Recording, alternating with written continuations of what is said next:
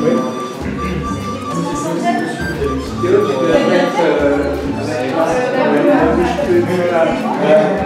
voilà. Il avait fait un diplôme absolument incroyable, non pas à ras des pâquerettes, oui, mais à ras du sol. Il avait filmé Paris depuis un skateboard. C'était pas mal. J'étais assis sur le siège de Lionel Messi. Voilà. On n'a pas les mêmes talents que lui. On a levé la coupe. Voilà, on a levé la coupe de Copa Libertadores. Voilà. Donc le film a commencé. Voilà.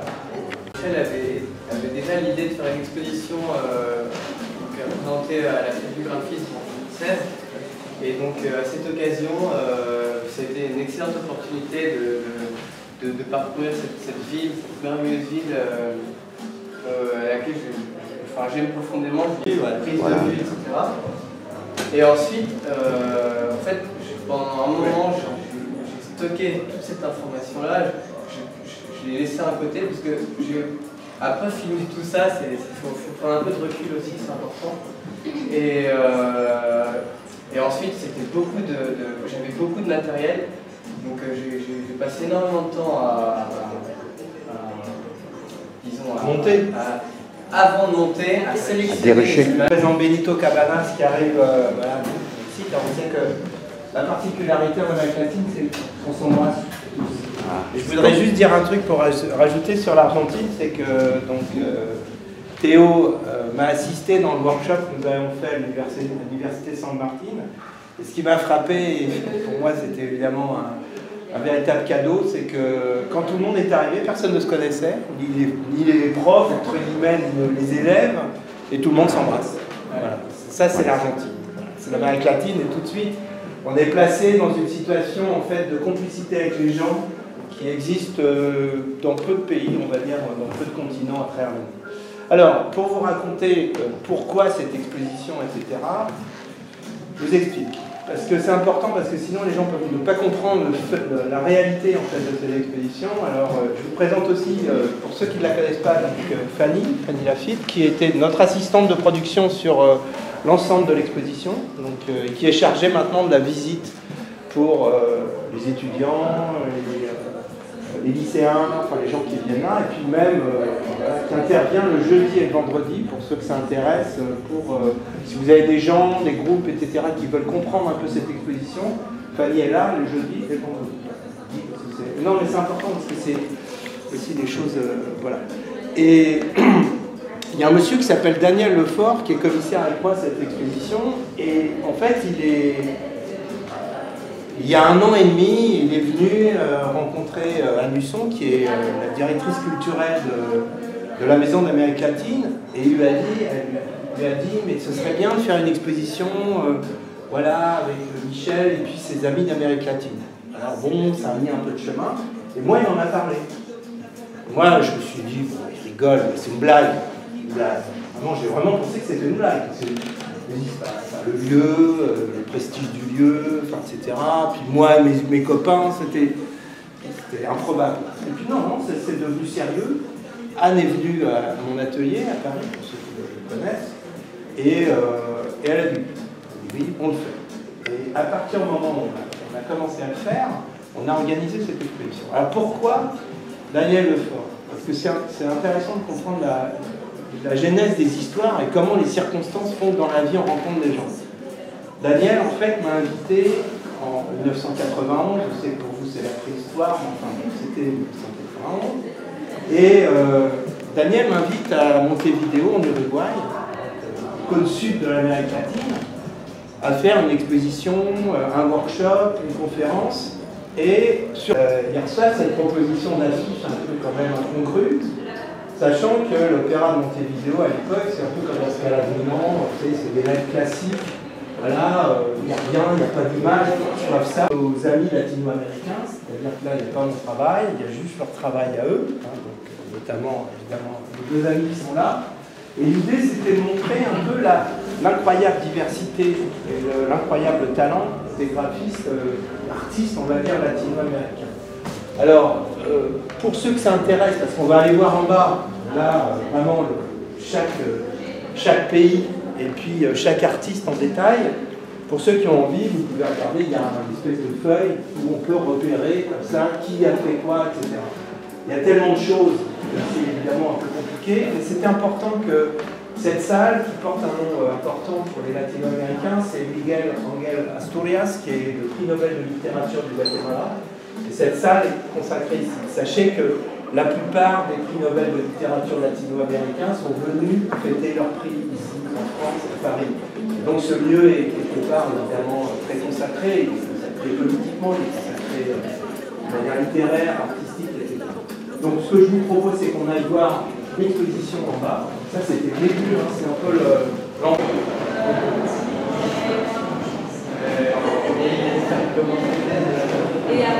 C'est souvent intéressant aussi, c'est de comprendre comment j'ai rencontré ces gens. Parce que, pour ceux qui connaissent, quand on met les amis, c'est des amis. C'est pas juste des confrères, c'est vraiment des amis. Donc, dans 15 secondes, mais ce que je voudrais vous dire, c'est que, en fait, on a expliqué la répartition à la fois géographique et, on va dire, en couleurs. Chaque pays, on a déterminé en fait les couleurs en fonction un peu de la culture de chaque pays. Et du coup, l'Argentine, évidemment, était représentée par le bleu. Hein, vous connaissez le maillot, évidemment. J'ai trouvé cette couleur très proche des murs de la ville où vit Benito au Mexique, que Puebla, qui est la grande ville universitaire à peu près une centaine de kilomètres de Mexico. Invité de tous les jurys qui viennent passer ici, qui tous disent c'est trop beau. Voilà. Alors si c'est trop beau, c'est pas pour rien. Benito, il va vous raconter un peu qui il est, mais moi j'ai envie de vous dire quelques mots sur lui et notre rencontre. Alors Benito, c'est un hasard des circonstances de la vie.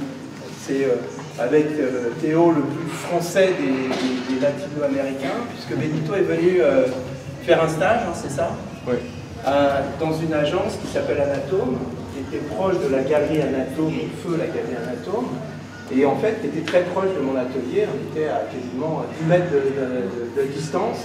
Et j'ai rencontré Benito comme ça. Et après, nous nous sommes vus plein de fois, au Mexique, à l'occasion de Biennale, etc.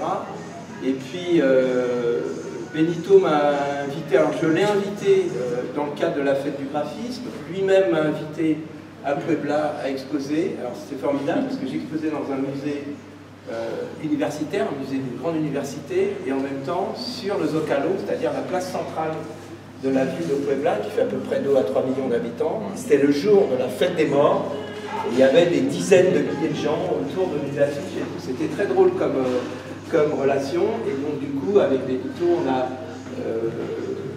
fondé presque à 20 ans finalement des relations d'amitié. Donc vous voyez, ce n'est pas des amitiés d'avant-hier, hein, c'est vraiment... Effectivement, ça fait déjà 20 ans que j'ai passé ma première expérience ici en France. J'étais arrivé sans presque rien, c'est-à-dire aucune connaissance de la langue française, aucune connaissance de vivre à l'étranger. J'ai beaucoup voyagé en ce moment, mais dans mon pays, parce que j'étais aussi un joueur de basketball. Un joueur de basketball, jugador, voilà, c'est très bien. Donc, c'était pour moi une très forte expérience de vivre ici, vous savez. Et pour nous, les Mexicains, les couleurs, c'était partout. C'était carrément les jours, ça commence à 7 heures et la lumière, c'était hyper intense. Les couleurs des murs, les couleurs des fruits, donc beaucoup de couleurs dans les annonces. Et c'est aussi un contexte très chaotique au Mexique. Mes conclusions, c'est que nous avons peur de l'espace libre. Les Mexicains, il y a toujours la nécessité d'ajouter des choses dans les murs. Et donc, ça, on le voit aussi dans le travail graphique de presque tous les Mexicains, peut-être des Latino-Américains. Mais en tout cas, des Mexicains, c'est sûr. C'est-à-dire les couleurs, et aussi certains éléments. Donc, et pour moi, ce mélange de venir avec ma culture à l'expérience ici en France, il a donné un peu un résultat peut-être un peu différent. Et il avait dit que mon travail, c'est un travail d'un graphiste fort à niveau de concept, à niveau de l'impact que ça donne dans le public. Donc, dans toute ma première période de professionnelle, c'était plus avec l'énergie, l'enthousiasme et peut-être les rêves, on va dire comme ça, que ça permettait aussi que j'ai passé beaucoup de temps dans les premières peut-être 9-10 ans à faire beaucoup d'affiches, de production. Dans la vie professionnelle, c'est un peu ça, c'est vivre l'expérience, de donner plus pour avoir des expériences professionnelles. Et maintenant, avec l'ensemble de cette affiche que vous voyez ici, peut-être qu'on trouve comment se dit, madurez, la matière. Oui, un travail graphique très fort à niveau des éléments. Parce que je me donne la compte que quand le temps ça passe, moi des éléments, des éléments qu'on ne trouve pas à l'origine. C'était un travail pour une grande entreprise qui fait des éditions pour les enfants. Et normalement, la commande, c'est de faire 12 couvertures pour tout livre, pour chacun. 2 livres en première rang, 2 livres en deuxième rang, c'était comme ça. Donc, j'ai passé beaucoup plus de temps. Donc, c'était cette cohérence entre un et l'autre, ça correspond à las fábulas. Oui, vous savez, les chiens et les chats, la baleine et le grillo, c'est-à-dire, c'est les jours à côté. La cultura maker, je ne sais pas en français, la très forte et la plus proche de la culture mexicaine. Je sens qu'avec les travaux de Germán, on voit ça, on voit carrément une culture très fort mexicain. C'était aussi pour moi un des plus importants graphistes au Mexique. Et lui, il était très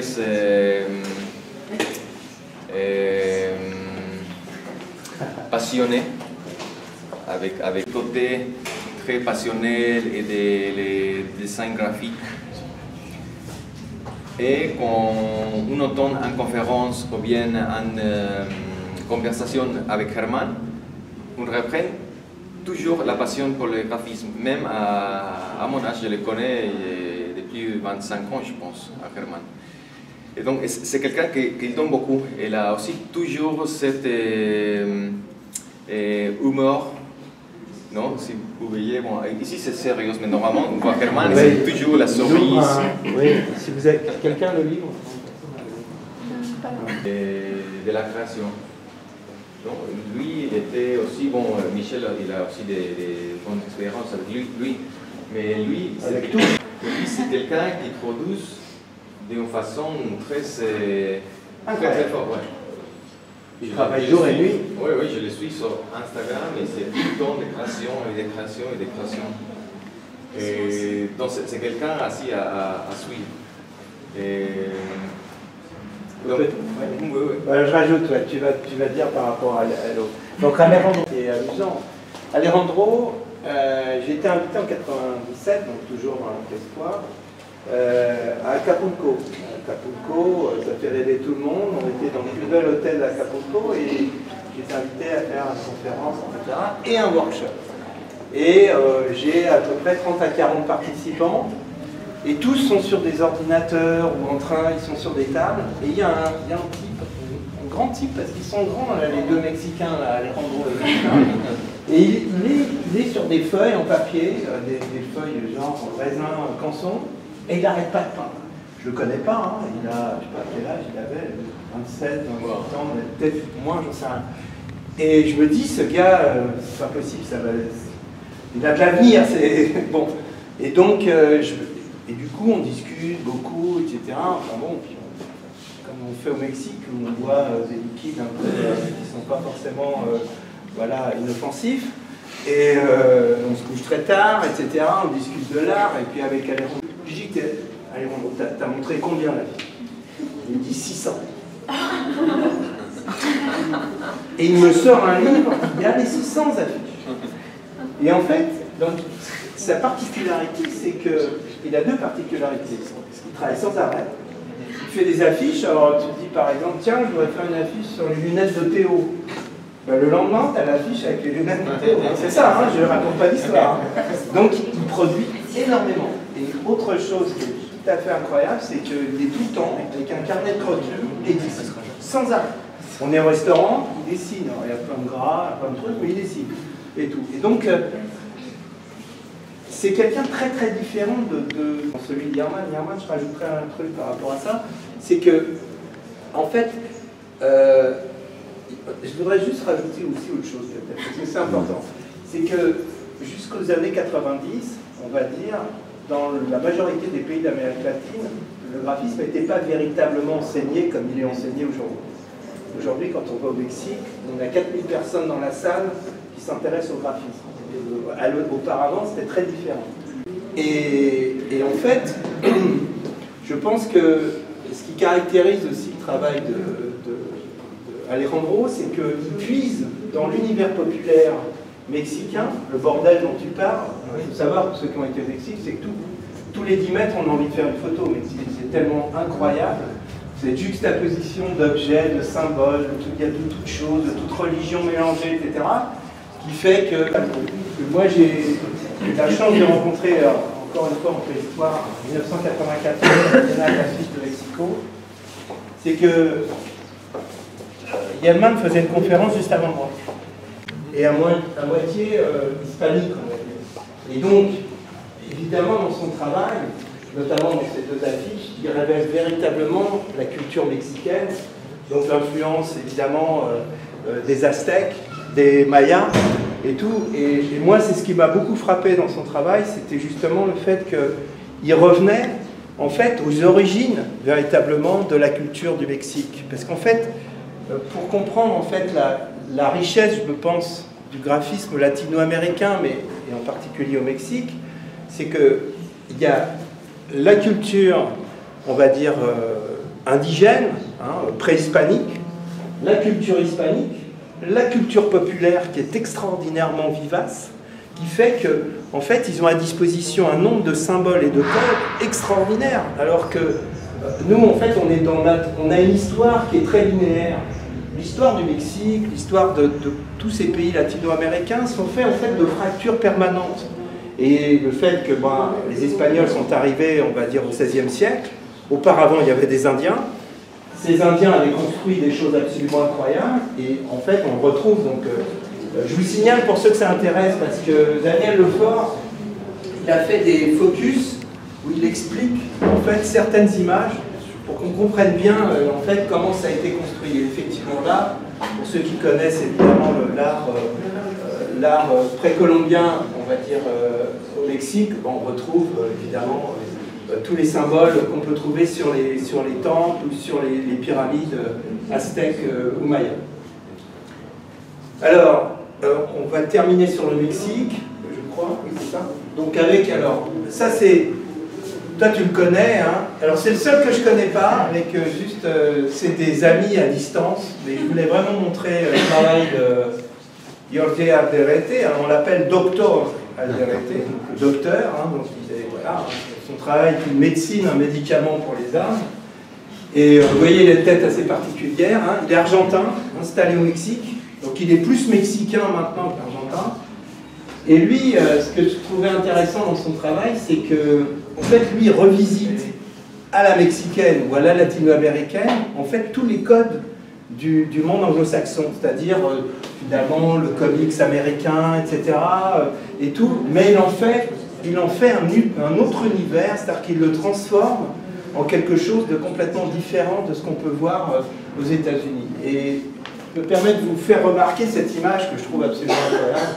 Quand je l'ai découvert, je l'ai trouvé dingue parce que, vous savez, au Mexique, ça, Benito peut le confirmer, il y a un type de chien qui se promène dans la rue qui n'existe absolument nulle part ailleurs au monde. C'est des chiens qui n'ont pas de poils, voire qui n'ont même pas de peau presque. C'est rare, c'est bizarre. C'est comme si c'était des rats, des gros rats. Voilà.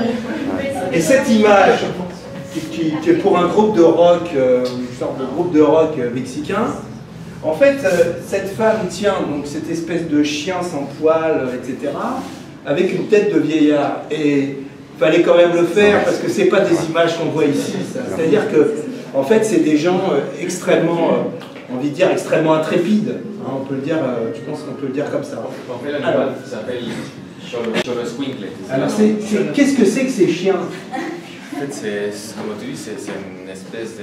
Qui vient du fond des temps. Oui. Par exemple, la référence la plus proche pour voir un peu cet animal, les photos de Frida Kahlo. Oui. L'animal avec qui sort Frida Kahlo, c'est un Xoloscuincle. D'accord. Et on ne se donne pas la compte de première coup on pense que c'était un chien, mais la vérité c'était Xoloscuincle. C'est-à-dire? Oui. C'est pas des chiens. Oui, non. C'est un autre animal. En Amérique du Sud, il y a les chiens sans poils, en fait. Oui.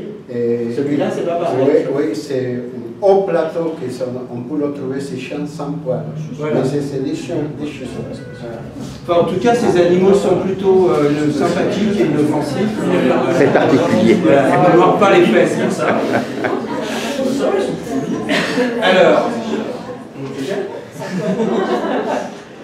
Alors, on continue le voyage.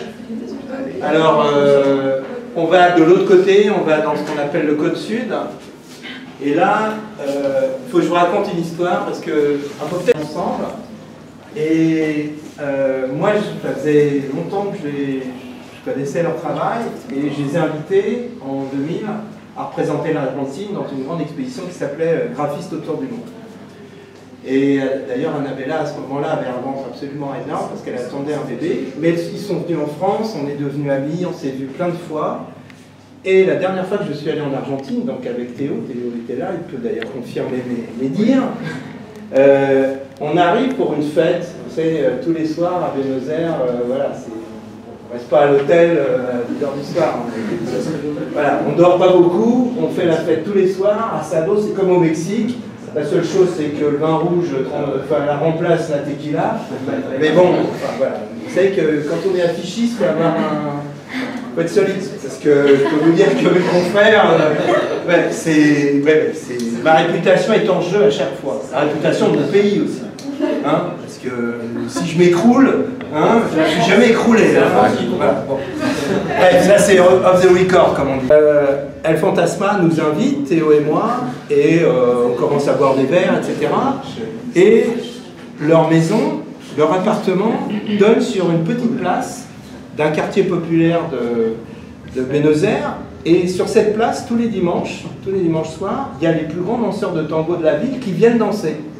Et à un moment, il y a La Vie en rose, d'Edith Piaf, qui surgit véritablement de la place. Il commence à danser, c'était absolument magique, c'est comme si ça avait été, je sais pas, prévu, organisé, etc. Et à ce moment-là, avec El Fantasma, on est sur le balcon avec Théo, et on échange quelques mots avec des gens que je ne connaissais pas. C'est les gens du Colectivo Onaer. Alors moi je ne les connaissais pas, j'avais jamais vu ces gens, j'avais jamais entendu parler d'eux. Et puis on parle, ils me montrent des choses, ils nous montrent des choses. Ouais. Voilà. Et du coup, j'étais en train d'envisager une exposition sur l'Argentine, mais bon, j'étais pas sûr. Et tout. Et bon, on découvre évidemment leur travail. Je les invite en 2016 à la fête du graphisme à Paris dans une exposition qui était sur Buenos Aires et Stockholm. Et je découvre leur travail. Et la particularité du Colectivo Naere, qui est quand même très intéressante aussi, c'est que c'est des gens qui travaillent pour les hôpitaux, les prisons, les écoles, qui sont vraiment au service de la société. Et pour vous dire, parce que je pense que c'est important, le courage de ces gens, c'est que la dernière fois que vous êtes tous venus à Paris, les représentants argentins, tout le monde était là à ce moment-là, on était à table avec le Colectivo et les 5 membres, et je leur dis, mais vous, voilà, vous gagnez combien? Et là, évidemment, on comprend que la relation entre l'argent et la création, c'est vraiment 2 choses distinctes, parce que la plupart d'entre eux gagnent entre 300 et 400 euros par mois, et donc la relation, en fait, on va dire à la création, n'est pas subordonnée par ceux qui gagnent, mais en fait par ceux qui le font. Et je pense que leur travail, qui a évidemment aussi, à l'égal évidemment de tous les gens qui sont ici, avait beaucoup impressionné parce que personne ne les connaissait. Je pense que même en Argentine, les gens ne les connaissaient pas non plus. Et j'ai envie de dire, peut-être la fierté qu'on peut avoir les uns et les autres, et vous êtes aussi, vous faites la même chose que moi, c'est qu'on fait découvrir des gens que personne ne connaît, ni dans leur pays, etc. Et bon, évidemment, maintenant, on passe dans une autre chose. Alors, Théo avait rêvé de me faire exposer, en bon élève, hein, je pense que faut en prendre de la graine. Théo, on s'entendait bien comme prof et élève, c'était plus un élève, c'était déjà devenu un ami même pendant le cours. Et il avait fait toute la scénographie de l'exposition Penningen, la pose vue par Penningen, Isaac Penningen. Et donc il organise une exposition de mon travail photographique, que vous allez voir un petit peu là-bas, à l'Alliance française à Buenos Aires, en plein cœur de la ville. Très très belle, très beau lieu. Et donc je sors, je fais une conférence, je raconte des histoires incroyables qui font rire tout le monde, des bromas comme on dit, voilà. Et je sors de la conférence, j'ouvre la porte, il y avait un monde fou dans le vernissage, les gens avec du vin blanc, tout ça, donc un brouhaha incroyable. Donc moi j'arrive là, il me dit, c'est moi qui ai fait toute la bande son du vernissage. Et il y avait tellement de bruit que j'ai rien entendu. Alors je ne sais même pas ce qu'il a passé, et puis il me donne un petit machin, un truc grand comme, mais vraiment grand comme ça. Et il me dit, voilà, je fais un peu du graphisme et tout, un truc minuscule. Et paraît-il, c'est ce qu'il rapporte, parce que moi je m'en souviens plus, c'est ce qu'il a raconté à Daniel, il a dit en fait ce que je lui ai dit, bon, on fera quelque chose ensemble. Et donc je l'ai invité l'année d'après, donc à Paris, et les gens ont découvert un travail complètement incroyable, puisqu'en fait ça s'appelle branding phobia, c'est-à-dire la phobie en fait des marques, hein, du branding. Et en fait il prend donc les pages des revues de magazines féminins, et il en fait complètement autre chose. Et ce qui était assez marrant, c'est qu'il a fait, d'ailleurs comme Naere et comme Fantasma, enfin bref, comme la plupart des Argentins, en fait un workshop, il faisait des workshops dans toutes les écoles parisiennes. J'étais très content aussi qu'on puisse montrer non seulement évidemment de la production, mais aussi des originaux.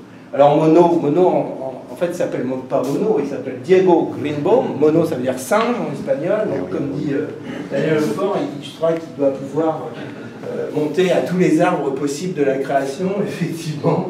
Et quand on connaît Mono, hein, c'est un phénomène, un animal assez particulier. Voilà. Continuons, on va aller visiter d'autres pays. Également ses livres, donc vous retrouverez aussi son travail, mais il vous en parlera tout à l'heure, plus tranquillement, là-haut. On va continuer par ici.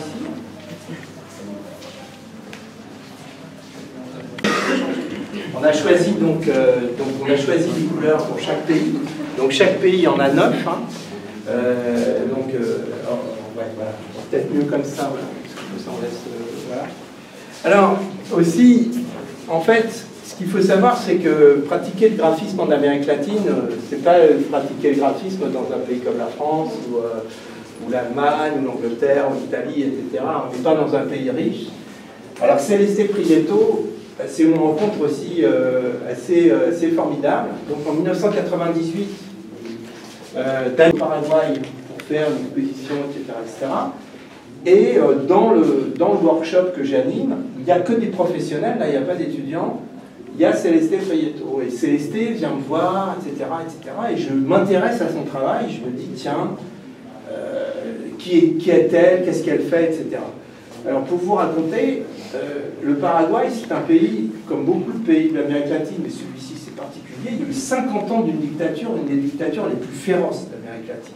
C'est un salopard qui s'appelait Stroessner, qui accueillait les nazis, etc. Et Celesté et sa famille, donc ils se sont battus contre la dictature, et ils ont émigré au Chili pour être protégés, et elle est revenue. Et quand elle est revenue, elle a en particulier un peu travaillé avec l'Alliance française à Asunción, donc la capitale. Il faut imaginer, hein, c'est le pays le plus enclavé d'Amérique latine. C'est entre le Brésil, l'Argentine, la Bolivie. Enfin, c'est au milieu de nulle, comme on dit, c'est vraiment, elle le dit elle-même, c'est au milieu de nulle part. Et être graphiste et être une femme, en particulier, c'est quelque chose de très fort. Et donc, elle a fait beaucoup d'images très politique, parce que justement, contre la corruption, pour le droit des femmes, etc. Et cette affiche, qui n'est sans doute pas la meilleure de l'exposition, mais qui est quand même aussi très intéressante, c'est que elle défend les couleurs du Parti libéral, qui est le parti progressiste et tout. Il faut savoir que les 2 fois que je suis allé au Paraguay, la première fois, il y a eu un coup d'État. La deuxième fois, le président de la République a été assassiné devant le palais présidentiel d'une balle dans la tête. Donc, faire du graphisme comme le fait Celesté Prieto dans un pays comme le Paraguay, c'est pas du tout faire du graphisme à Saint-Germain-des-Prés. Hein. C'est vraiment prendre des risques. Elle a vraiment pris des risques, je vous raconterai pour la Péruvienne. Et surtout, en 2000, donc toujours graphiste autour du monde, cette grande exposition que j'avais organisée sur le graphisme mondial, j'avais invité Celesté. Et ça, c'était extraordinaire, elle était à côté de Paula Scher, l'américaine. Et elle m'avait dit, mais c'est incroyable, parce que je me retrouve avec une des plus grandes stars du graphisme mondial. Et en fait, elle était à égalité. C'est-à-dire que le petit pays minuscule, oublié, qui n'est sur aucune carte du graphisme mondial, se retrouvait à côté de la plus grande puissance culturelle et économique au monde. Et donc c'était assez intéressant. Marta Granados de Colombie, je préfère commencer en espagnol. Et Marta, c'est la doyenne de l'exposition. Marta, elle a fait, alors je la connais depuis assez longtemps. 1994, je l'ai rencontrée donc au Mexique. Et on a évidemment sympathisé, d'autant qu'en plus Marta, à l'époque je parlais en espagnol un peu approximatif, elle parle très très bien français puisqu'elle a fait ses études, une partie de ses études à l'école des arts décoratifs à Paris, et puis en partie aussi au St. Martin College of Art à Londres. Et ce que je trouve très intéressant, c'est qu'il faut imaginer la Colombie, hein, qui est traversée par des crises et une violence politique extraordinaire. Il y a entre le LN, les FARC, les paramilitaires, les narcotrafiquants, etc. Et malgré tout, elle a pu s'inscrire vraiment dans la société colombienne en étant la seule affichiste femme, en plus d'ailleurs la seule affichiste véritablement en tant que colombienne. Et ce qui est intéressant dans son travail, c'est qu'elle a appris la rigueur, on va dire, quasi helvétique en France et en Angleterre, et elle l'a traduit dans son travail par ses couleurs, évidemment en tonalité purement latino-américaine. Et du coup, quand on regarde son travail, évidemment, il y a sans aucun doute ce rapport avec, évidemment, son propre pays, la Colombie et l'Amérique latine. Furieux. Eux, je ne les connais pas, mais je les ai repérés. Alors, vous savez, quand repérer des gens, c'est quand on veut faire découvrir des gens. Eux, je vous raconterai pour un autre. Mais c'est pareil, j'ai vu une image grande comme ça, dans un vieux catalogue, et pas vieux catalogue, c'est des jeunes, mais un truc vraiment inoffensif. Et j'ai fait des recherches et je les ai trouvés. Alors, ils ont un nom incroyable, parce que, je ne sais pas si vous faites la traduction en français, c'est l'atoll de Mururoa. Et en 2005, le président Chirac avait décidé de reprendre des essais nucléaires en Polynésie française. Ça avait fait un scandale planétaire, ça avait d'ailleurs annulé toutes les expos à l'étranger, hein, au passage. Et eux, ils l'ont appelé comme ça. Donc il y a un humour, sans doute, entre guillemets, écologique. Et j'avais beaucoup aimé cette affiche parce que, en fait, la commande venait de Austin, au Texas, aux États-Unis. Et en fait, c'est un bar, une sorte de bar, speakeasy, qui passe des groupes de rock uruguayens. Et donc c'est pour ça que ça s'appelle Sounds from Uruguay en anglais. Et comme en plus, Alors là, je vais me faire tuer par les Argentins. Comme en Uruguay, la viande de bœuf est absolument extraordinaire, même si l'Argentine est très bonne, voilà, donc c'est bien ce que j'avais dit, donc voilà, donc je prends des précautions, voilà, heureusement il est tout seul, parce que sinon j'ai plus grand que lui, donc ça va. Et donc l'idée c'était évidemment de représenter la vache, le bœuf, comme la représentation finalement iconique de l'Uruguay, qui est un tout petit pays, hein, qui est vraiment coincé entre le Brésil et l'Argentine, le géant argentin, hein, il faut imaginer Rio de la Plata, voilà, Buenos Aires gigantesque, en face quasiment Montevideo, ville beaucoup plus calme, beaucoup plus tranquille, et quand même, parce que quand j'y suis allé, je voudrais quand même vous raconter ça, parce que c'était important, c'était en 91, et je suis invité à l'école des Beaux-Arts, à Montevideo, à faire une conférence. Et là, j'avais mis une cravate en couleur. À l'époque, j'aimais beaucoup les cravates en couleur. Quand je mets des foulards en couleur, c'est moins... Bref. Et là, j'arrive dans une salle complètement survoltée, et je ne savais pas où je débarquais. Et après, les gens me racontent. Donc je discute avec les gens, et les gens me disent, voilà ce qui s'est passé. Pendant la dictature, féroce aussi, hein, comme au Paraguay, les militaires ont rasé l'école. Et les professeurs, et juste après la dictature, les professeurs et les étudiants, en fait, ont décidé de reconstruire de leurs mains l'école des Beaux-Arts. Et ils ont édicté à une espèce de déclaration des droits de l'étudiant et du professeur, qui aujourd'hui d'ailleurs a été beaucoup distribuée ailleurs en Amérique latine. Et pour moi, ça a été un immense moment d'émotion, parce que je me suis dit, en fait, j'étais le premier étranger à intervenir dans cette école, reconstruite. Enfin, imaginons que Penningen, que l'école des Arts Déco, que l'école des Beaux-Arts soit détruite, et qu'on s'y mette tous. Ils m'ont raconté, ils ont mis le ciment, etc. Ils m'ont fait visiter l'école, avec des laboratoires photos, avec un esprit.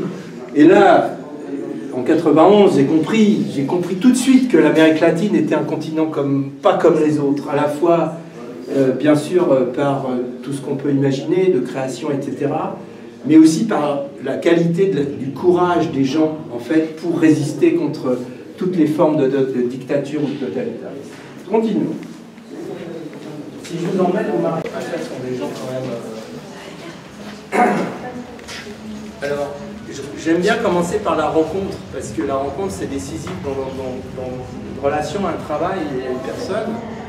Donc, un jour, pour ceux qui ont vu mon atelier, c'est un espace ouvert, une espèce d'auberge espagnole, une sorte de moulin où les gens rentrent, sortent. Et un jour, il y a plusieurs années, une jeune fille vient me voir et me dit, voilà, j'aime bien votre travail, etc. Elle me dit, j'étais au Pérou et j'ai vu quelqu'un, ça peut peut-être un jour vous intéresser. Et pareil, elle me montre un truc grand comme ça, décidément. Je lui dis, mais c'est qui, c'est quoi, etc. Elle me dit, c'est une femme, j'ai rencontré au Pérou, etc. Bon, je fais des recherches, c'est compliqué, j'essaye de la joindre, etc. Et puis, je l'invite en 2006 dans une exposition qui était, je crois, une des premières au monde, qui s'appelait 9 femmes graphistes, où il y avait 9 femmes graphistes dans 9 pays différents, à peu près de tous les continents. Et je découvre le travail de Natalia, et évidemment, on l'invite en France, c'était à Échirolles, et elle m'explique, en fait, son travail. Alors, il y a eu un moment, un régime totalitaire, c'était Alberto Fujimori, qui est lumineux, il y avait des dizaines de milliers de morts, et je découvre ces images. Et là, je me dis, waouh, qu'est-ce que c'est que ça? Je n'avais jamais vu ça de ma vie. Parce qu'on est dans les manifestations contre, évidemment, l'oppression de ce régime totalitaire. À la suite de ça, elle m'a expliqué qu'elle a été menacée de mort à plusieurs reprises, bien sûr. En fait, c'est contre le truc me vient en espagnol, les disparitions, c'est-à-dire qu'il y a des enlèvements, les gens ne les retrouvent jamais, etc. Et donc, elle a fait toute cette série d'images absolument incroyables, bien sûr aussi celle-ci pour le droit des femmes, donc aussi dans le travail de Benito, dont on reparlera, parce qu'il y a une affiche que j'aimerais qu'on regarde, mais bon, peu importe, on verra tout à l'heure, c'est que, en fait, ces gens sont dans des situations, des sociétés qui sont des sociétés en mouvement, on va dire, pour pas dire plus. Mais ce n'est pas des gens qui restent figés, qui restent chez eux, etc. C'est des gens qui manifestent aussi, à travers le travail, véritablement un engagement au service des autres, et un véritable partage et vraiment une volonté d'égalité. Ensuite, on va au Brésil, avant de découvrir l'Équateur et Cuba. Alors, là c'est ici, on va essayer de rester là. Il y a 3 représentants au Brésil, Kiko Farkas, Rico Lins, qui sont les 2 stars brésiliennes. Je vous raconterai comment je vais rencontrer les uns et les autres. Je voudrais juste mentionner quelque chose qui est important, et Benito, tu me diras si je ne dis pas de bêtises, mais le Brésil, de langue portugaise, et Bebel me le disait récemment, c'est que en fait le Brésil est un continent, voire une immense île au milieu de l'Amérique latine, et en fait a très peu de rapport avec les autres pays hispanophones. D'abord parce que j'ai compris que les Brésiliens comprenaient l'espagnol, mais les hispanophones comprennent très mal le portugais, ce qui crée une relation compliquée. Et d'autre part, moi j'ai toujours à l'esprit la capitale Brasilia, qui est une capitale complètement née de nulle part, fondée, construite par Niemeyer, Oscar Niemeyer, celui qui a construit d'ailleurs le Parti communiste place du colonel Fabien. Et en fait, la grande différence, je pense, entre le graphisme latino-américain d'origine hispanophone et lusophone, c'est-à-dire brésilien, c'est que les Brésiliens ont toujours été inspirés par ce qu'on a, moi j'ai envie de dire, la modernité européenne. C'est-à-dire qu'en fait, notamment à Sao Paulo, qui est la capitale économique du Brésil, la plupart en fait des gens qui travaillaient dans les agences, etc., design, architecture, etc., en fait étaient d'origine européenne pour la plupart, et souvent de fraîche émigration, et donc sont venus en fait avec des inspirations plus européennes que dans d'autres pays. Il y a autre chose aussi qu'il faut que vous sachiez, parce que ça je pense que peu de gens le savent, c'est que en fait dans toute l'Amérique latine, mais en particulier au Brésil, comme le graphisme n'était pas enseigné dans les écoles d'art, ou très peu, en fait la plupart des graphistes d'aujourd'hui, enfin pas tous mais beaucoup, en fait sont des gens qui ont fait des études d'urbanisme ou d'architecture et qui sont ensuite devenus graphistes. Et d'autre part, autant les agences de publicité américaines qui sont installées partout en Amérique latine, en fait on fait venir soit des Américains, soit des Autrichiens, des Suisses, des Allemands pour diriger ces agences. Et par contre, les facultés d'architecture en fait étaient inspirées du reste de l'Amérique latine. Alors Kiko Farkas c'est un exemple, puisque lui il est architecte, donc il a fait des centaines d'affiches pour la culture notamment, subi les projections de typographie vernaculaire, c'est que il travaille avec la seule imprimerie qui existe encore au Brésil, où on peut venir avec un modèle numérique, typographie classique, etc. Et quand on arrive chez l'imprimeur, en fait, l'imprimeur reprend en fait toutes les polices de caractère, les vieilles fontes, donc au plomb, recompose complètement l'affiche et réimprime, comme on dit, il y a un nom pour ça, ça va me revenir, se répand de manière différente et tout. Et donc on peut le voir sur celle-ci, on peut le voir sur celle-là également. Et je trouve très intéressant parce que c'est vraiment un rapport au graphisme populaire, c'est-à-dire Rico Lins, il a sillonné le monde entier, mais il est revenu dans sa bonne ville de Sao Paulo, il est né à Rio quand même. Donc c'est un carioca, c'est pas pareil qu'un peut vous rencontrer dans des conditions aussi assez particulières. Bebel Abreu, alors elle n'est pas graphiste, elle est éditrice. Et elle édite des livres. Alors on n'a pas pu ouvrir les livres parce que sinon on aurait sans doute le Vatican, etc. contre nous, parce que si vous regardez cette image-là déjà, bon, voilà, donc par exemple celle-ci, bon, je vous laisse deviner ce qu'il y a dedans, mais ça s'appelle Partous graphique. Donc voilà. Et donc Bebel, elle m'invite en 2014 avec Rico et Kiko à faire une grande conférence à Sao Paulo. Et à un moment, je dis à Bebel, mais en fait, moi, je cherche des publications alternatives au Brésil. Qu'est-ce que voilà. C'est génial parce que dans 2 jours, il y a la plus grande rencontre latino-américaine dans un endroit. Il y avait des heures a rencontré ces gens, a collectionné, puis acheté, énormément d'illustrations. Et Bébel, j'étais content de l'inviter parce qu'elle n'est pas graphiste, mais elle contribue en fait à la vivacité. Ceux qui l'ont vu, vous l'avez vu en classe, et tout, une personnalité solaire, brésilienne, comme on peut dire, et je pense que c'était intéressant. Alors, à l'occasion, pour ceux qui veulent s'intéresser à ça. Oui, certains les ont, voilà. Ils les ont déjà dans la bibliothèque. Voilà, toutes les cochonneries qu'il ne fallait pas regarder. Voilà. Loïc Touralde, merveilleux graphiste, il doit arriver à peu près ici. Voilà. C'est le plus petit de tous. Mais Pablo, je pense qu'on adore, il dit tout le temps excellente. Excellent. Tout le temps, il est content. Donc c'est formidable. Alors lui, il y a une anecdote assez drôle, c'est que donc il m'invite en Équateur en 2009 à participer à un festival de graphisme. Alors vous allez dire que vraiment j'ai une vie de rêve. Je suis au bord du Pacifique, dans un endroit absolument extraordinaire en Équateur, donc j'ai fait Quito, etc. etc. Et puis, voilà, je ne connaissais pas très bien Pablo, et puis on devient amis. Les soirées équatoriennes sont à peu près similaires aux soirées mexicaines, cubaines, brésiliennes et autres.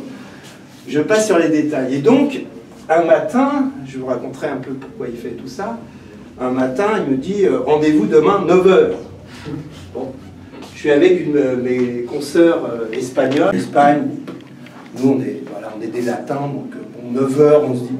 Il y a deux Allemands qui viennent depuis 2h15. Les deux Allemands sont fous de rage. Comment on peut nous faire attendre comme ça? Et moi, je suis avec ma consoeur espagnole, et donc on prend un petit déjeuner tranquille et tout. Et là, j'ai compris en fait que Pablo, qui est terrible, quand vous lui dites 10h, on peut considérer midi. Voilà. Donc voilà, ne pas lui faire confiance sur les horaires, mais par contre on peut lui faire confiance pour le travail. Alors, il est installé à Quito. Quito, c'est quand même une des capitales les plus hautes du monde, 3000 mètres d'altitude. Pour ceux qui ont des problèmes de poumons ou qui fument trop, c'est compliqué. Je pense à certains, certaines en particulier. Voilà. Et là, il a une particularité, c'est qu'il fait des affiches de films pour les films équatoriens. Et en fait, dans une production, il faut dire l'Équateur, bon, c'est pas le pays le plus riche du monde, ni d'Amérique latine. Et en fait, il a une vraie production. Et il a aussi une production de logos qu'il a fait pour une quantité en fait d'associations, d'entreprises, etc. Et moi, je vous conseille de regarder cette image qu'on a particulièrement aimée, celle-ci. Ça, c'est Pablo, une très belle affiche de film à Cabo. Ensuite, Cuba. Alors Cuba, ça aussi, c'est des rencontres merveilleuses parce que je cherchais absolument à montrer le graphisme cubain dont j'ai l'exposition. Et pareil, j'étais à Cuba, mais c'était plusieurs années auparavant. Et puis j'apprends qu'il y a quelqu'un qui s'appelle Idania Del Rio, etc. Et donc, j'essaye de l'inviter en France. Alors, inviter en France une cubaine, c'était... Elle découvre Paris, je l'emmène à Versailles. Alors, il n'était pas Louis XIV qui nous accueillait, mais c'était complètement incroyable. Et on va dans un supermarché un moment dans Paris, parce qu'elle avait besoin de trucs. Et elle me dit, mais Michel, je ne comprends pas. Pourquoi il y a tant de marques de paquets de lessive? Et là, on comprend. C'est un groupe de 10 graphistes à Cuba qui ont décidé véritablement de refonder l'école cubaine de l'affiche qui avait été extrêmement vivante dans les années 60, notamment dans le cinéma et dans la politique au moment de la révolution cubaine avec Fidel et Che, la vieille ville de La Havane. Et en fait, ils produisent des vêtements, des t-shirts, des affiches sérigraphiées, des objets qu'ils tentent de vendre à la fois aux Cubains et aux visiteurs étrangers. Et visiblement, ça marche bien, parce qu'en fait, elle est arrivée avec plein de cadeaux pour toute l'équipe, etc. Donc visiblement, ça marche bien. La particularité aussi de Gisèle, c'est que... Alors Gisèle est une amie d'Idania, du coup j'ai connu Gisèle par Idania. Donc vous voyez, c'est une espèce de comme ça, on est comme une sorte de famille. On s'apprécie, on est heureux du succès des autres, on admire les autres. Et ça, c'est à mon avis je pense, la règle d'or dans nos métiers, c'est de savoir admirer et de jamais être jaloux. Également, aussi, pour la Cinémathèque de La Havane, donc elle reprend évidemment un des grands classiques du cinéma, hein, Le voleur de bicyclette de Vittorio De Sica, par exemple, et tout. Donc, c'est intéressant parce que il y a aujourd'hui une génération d'une dizaine, voire une douzaine de gens qui sont que des amis, qui travaillent beaucoup ensemble et qui sont vraiment les acteurs. Et je demandais à Idania la semaine dernière, je lui disais, mais vous êtes combien à Cuba, les graphistes? Alors moi je m'attendais, je lui ai dit, on est 80 000 en France. 80 000 on est 80 000, j'ai dû le répéter en espagnol, et là, elle me dit, en fait, on est... 80 000, ça sort. C'est un chiffre quasi officiel, c'est-à-dire si on groupe à peu près tous les graphistes qui travaillent dans tous les domaines d'activité économique en France. Agence, freelance. Ouais, c'est ça. On est 80 000. D'accord. On va manifester. Ça des gilets, je sais pas comment. Multicolore. Des blagues. Je peux raconter par rapport à cette affiche. En 2014, quand on a fondé la fête du graphisme à Paris, j'ai demandé à Jean-Paul Goude de faire l'affiche. Goude, j'en ai pris plein la figure parce qu'on m'a évidemment on m'a accusé d'être un suppôt de la publicité, de l'argent, enfin bref. Alors que je voulais rendre hommage à sans doute un des plus grands directeurs artistiques au monde.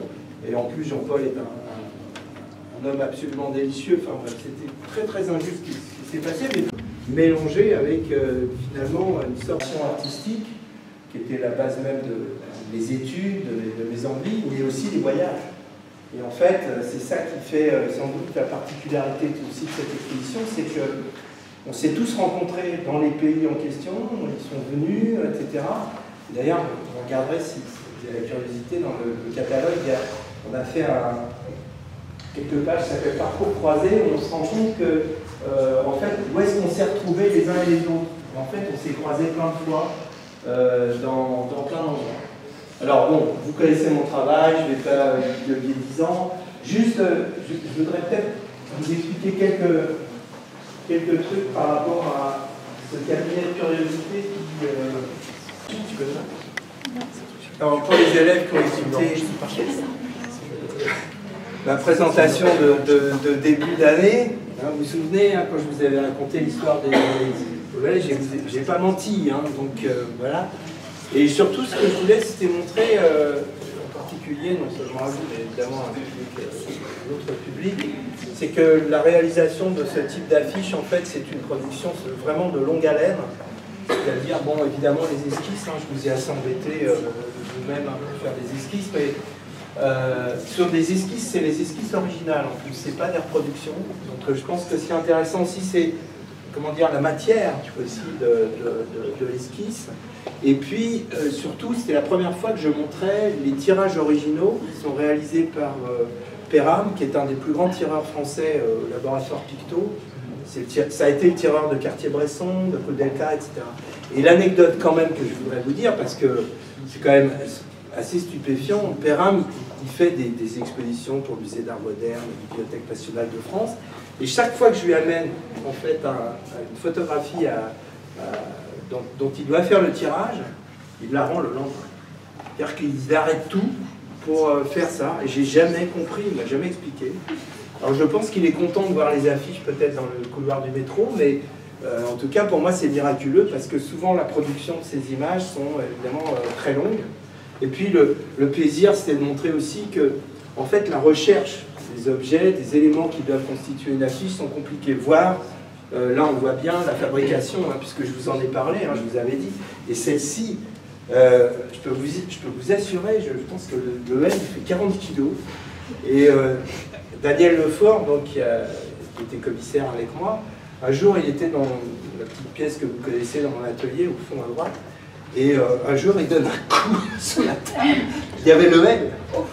Il a failli se casser le pied, parce qu'en fait il n'avait pas imaginé, en fait j'avais tout regroupé en dessous, et je ne pensais pas que les gens allaient donner des coups de pied sous la porte. Et ce truc-là est terrifiant, parce que le H aussi, il y a un seul fabricant possible en France qui peut véritablement, vous savez que j'ai jamais d'ailleurs réalisé à quel point ils ont réussi quand même à, vous voyez, à découper en fait les créneaux du H. Et donc je trouvais intéressant aussi de montrer voilà, le making of, on va dire, un peu ce qui est derrière, en fait, derrière chaque image. Et puis celle-ci, évidemment, qui est un hommage à mes amis mexicains, hein, puisque évidemment la tête de mort représente pour eux quelque chose de très important. La relation à la mort, évidemment, n'est pas la même que nous en France. Et je voulais juste aussi, c'est pour vous dire qu'en fait, c'est des regards croisés. En fait, c'est tout le temps nos cultures en fait s'entrechoquent en permanence. Voilà. Donc je vais juste arrêter là, vous dire juste qu'il y a quelques images. Quand on est invité, comme je le suis, faire des conférences, des expositions, etc., c'est un emploi du temps absolument démentiel. Et là, en fait, c'est beaucoup d'images, j'en ai fait évidemment beaucoup d'autres, qui rappellent un peu tous ces voyages. Et par exemple, c'est un délire en ce moment qui est en plein street, en particulier, c'est que très peu de photographes ont cette occasion, comme moi j'ai voyager professionnellement dans près de 60 pays dans le monde. Donc il y a très peu de gens qui ont cette chance. Donc moi je me suis dit, je vais évidemment profiter de ces occasions. Alors les photos que vous voyez là, Géo il se souvient très bien, on sortait d'un très bon repas dans un petit restaurant populaire. Plus qu'on allait manger, mais on avait bien bouffé. Hein. Et en fait ces photos sont faites avec, pour ceux que ça intéresse sur le plan technique,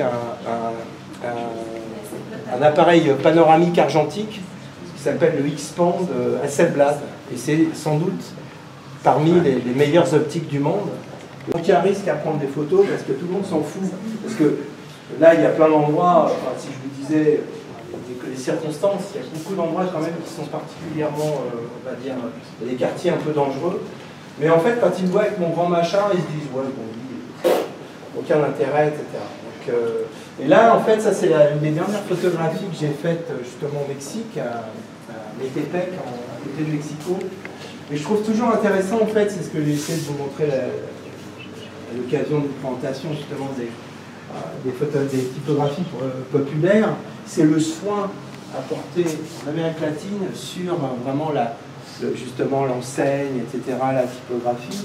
Et ce que je trouve formidable, notamment on le voit bien dans celle-ci par exemple, c'est que tous ces peintres en lettres, finalement, ont un talent extraordinaire en finalement réinventant des typographies, des alphabets qu'ils empruntent à d'autres et qui finalement sont du coup de nouveaux alphabets. Là, par exemple, vous voyez, ça c'est une affiche de film sur un mur.